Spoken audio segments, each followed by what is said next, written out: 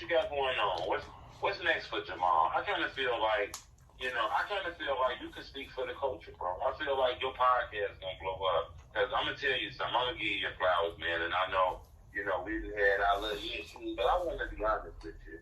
Your podcast talks about more than the drill culture. I be hearing talks about God, money, and all kinds of stuff on your podcast.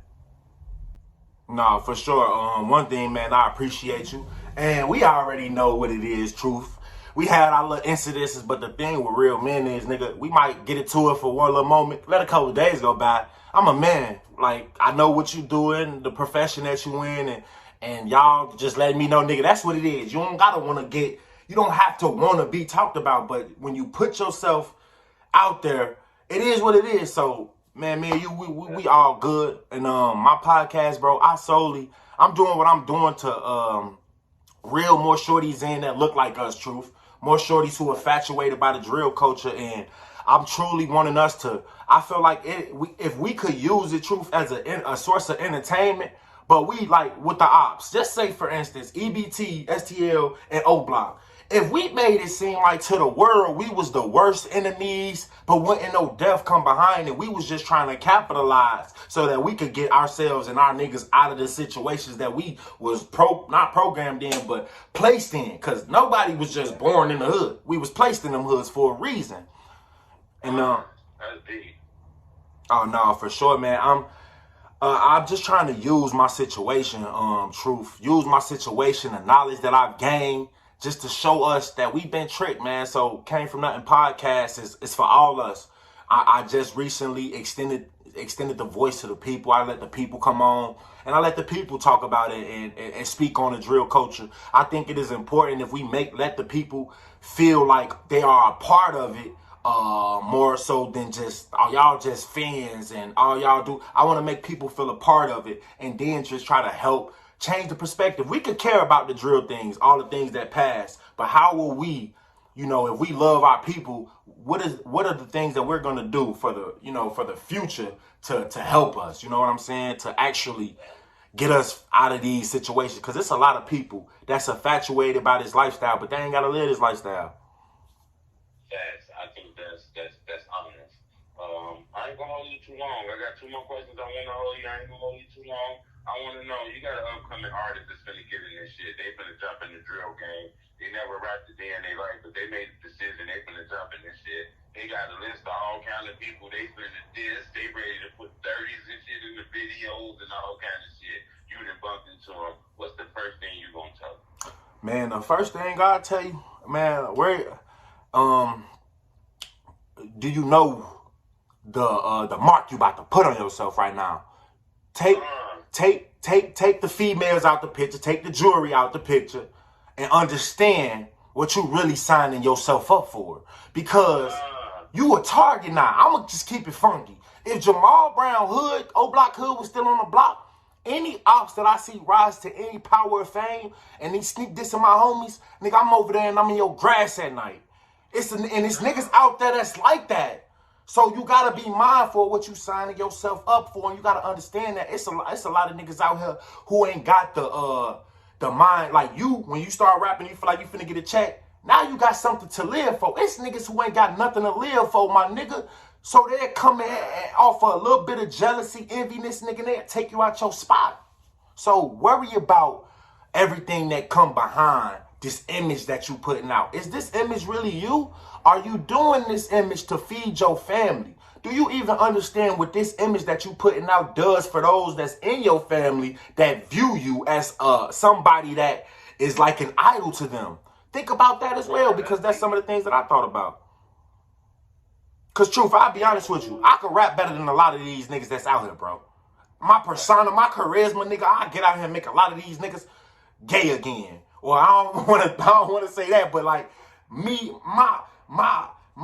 who I am, my alphaness, nigga, like I be another, like, and a lot of times I do be wanting to step out my body and do that, but then I have to think about the things that, I just presented on here. So like, think about the actual legacy that you are leaving. Do you want to be seen as a thug who got tricked out his spot, ended up in jail and dead? You really didn't have a life of substance. think, man, you know what, Hood? I think you kind of left my head some of that shit you was saying. I think that was dope. I think a lot of people gonna learn from you, bro. Anybody want to get up with you, man?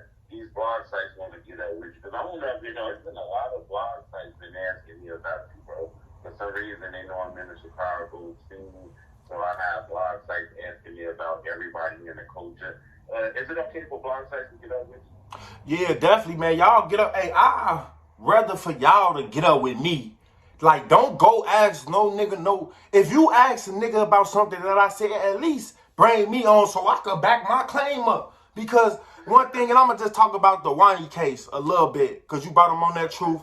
And Wani's a little boy, man. I used to be punching Wani all up in his chest, all up in his little body, making him cry to his OG. So sometimes you got to let the person that's being talked about, like one thing that I just speak on was the Wani case. Because definitely I do want people to reach out to me, that the bloggers. But the one thing that I will say is when you bring on somebody and you address somebody else, or you address something that somebody else have addressed in another video, I feel like it will only be right for y'all to call that person on that you have addressed. Because, like, let me speak for myself.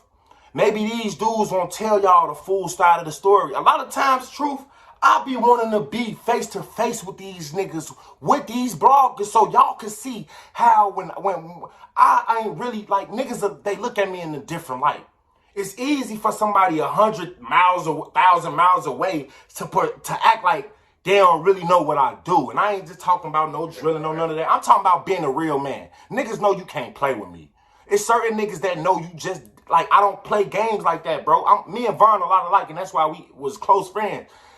We don't play games. We principle-based. So when Vaughn got down on folks, how he got down on folks, it was over the principle. Not because he was crying because he jumped in her DM. It had everything to do with, oh, you fuck with me, but you gonna jump in my female DM and then hop in my DM. You feel me? So we principle-based. And so, yeah, bloggers that do want to reach out to me, definitely feel free to reach out to the boy, but understand that the negative stories is cool. I got 1,000 O-Block stories, but my message with these stories is to help, inspire, and change lives. I don't want people stuck in the hood. These stories is for entertainment, and even though it's real, a lot of these stories are real. And hey, I promise y'all, I'm gonna die standing on truth. Y'all not gonna get. I'm not one of these niggas who out here geek bootying for likes and for views. Go on my podcast and you'll see what I talk about. You'll see how I bring people on, and I want people to start loosening up the chains that's been latched on us, bro. We still in slavery, black folks. We still in slavery. But yeah, bloggers that want to reach out to me, truth, man, definitely. Oh, definitely. I'm glad to know that too. And I do think you got to do a podcast. I've checked it out a few times. I think it's dope how you speak on more than just the drill culture. I actually learned different things from that podcast, now, to be honest with you, man. But I think you stay with it. I think it's dope, man. And you got a powerful voice. What's your social media, man? People want to get up with you. Well, right now I only got Instagram. So if y'all trying to get up with me, the best platform right now would be Instagram. My name is The Change We Want to See. It's just like that all together. The Change We Want to See. And other than that, man, I got the Came From Nothing podcast on YouTube. Yeah, what's that YouTube channel? Because that's a dope podcast. And you be posting a lot of videos on that YouTube channel daily. It be content like every day. A lot of videos a week. So fans might want to subscribe to that YouTube channel. What's the name of it? It's Came From Nothing podcast. And it's more than just me on that, man. Truth, baby, me and you need to get together. And because we need to understand that a lot of people looking to follow behind true leaders. They are. They just don't know the ones, like, they just going to follow behind the ones who they think are in a place in which they want to be. So if we keep making it cool for us to live out in our truth, and which is what I try to do on my podcast, we're going to have a lot of successful niggas that run around and design. Like, we can run around and design and look how we want, but what's inside of us needs to be different. We run into death, bro. Flee as hell. We run into jails, flee as hell. Flee. Y'all get what I'm saying? We fresh, but like we need to like not only care about what's going on the outside, But what's going to go on the inside, you get what I'm saying? A lot of us stressed and we depressed, man, and we need to go to the one true source to help us out with that. And that's what I try to bring to light on our on my platform. And I also try to give those people who are infatuated with the drill coach a voice to speak on it and how they see different things. So that's what I do with my channel, and I appreciate the likely, like you saying, you fucking with it and shit like that, man. I definitely appreciate it, and man, to God be the glory. That's all I say about that one. Yeah, I fuck with it. I think it's a different energy when I watched it. You know, I thought I was gonna just watch everything about the drill culture, and I seen topics about God and all kind of stuff, and I said, you know what, I gotta take a few tips from there, and I thought that was dope, man. But I appreciate speaking with you, man. Hey, nah, man, it was a pleasure speaking with you too, bro, man. Anytime you need to come back on, we can address certain things, or maybe we need to, get together and do an in-person interview, man. Get the people actually what they really want, man. Yeah, we're gonna set that up real soon, man. We're gonna like that again, though. But I appreciate speaking with you, though, homie. Hey, nah, I appreciate you too, bro. God bless. Most definitely. It's the homie truth telling the truth.